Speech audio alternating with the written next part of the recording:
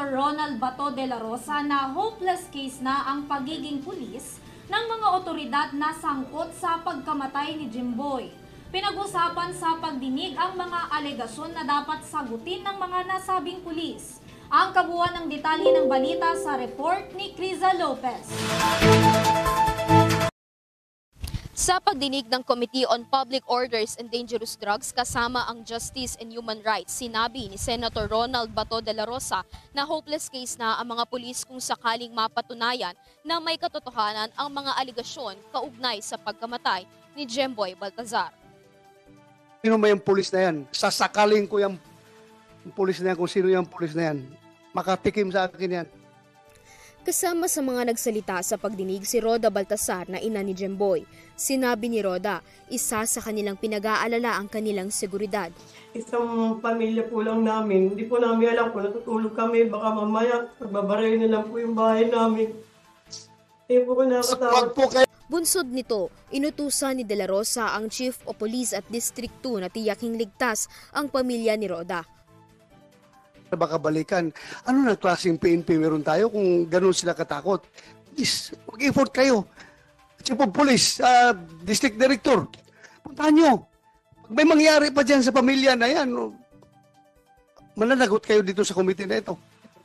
Isa pa sa mga aligasyon na pinag-uusapan ang panghaharas umano kay Sunny Boy, kaibigan ni Jemboy, na pinipilit ito na aminin na may dalang droga at baril si Jemboy.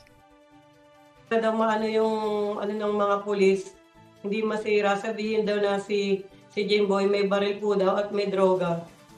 Sino po nagsabi sa inyo, Miss Roda? Si Sunny Boy po.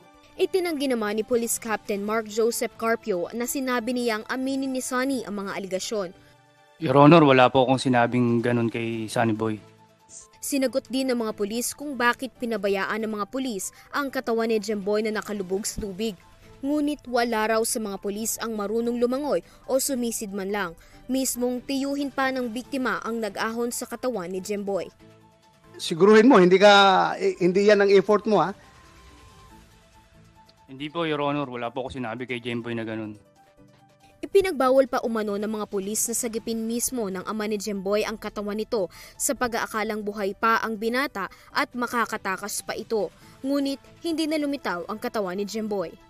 Isang sibilyan na wala namang kinalaman sa pamamaril ang sumisid sa bangkay at hindi po kayo at mga tauhan ninyo. Your Honor, nung matapos po yung insidente po, na pagkasabi po ni Sunny Boy po, na tumalon daw po yung kasama niya, agad pong... Tumalon. Nakita nyo ng tumalon daw ang kasama niya. You were there. You saw it. Diba? Ikaw na mismo nagsabi nung una, wala kang nakita tumalon. And then, later, doon sa statement mo, nakita kang tumalon. Huwag ka na magsinungaling. Masyadong kang tatad ng kasinungalingan. Para sa URTV News, Criza Lopez, sumasaludo sa bawat Pilipino.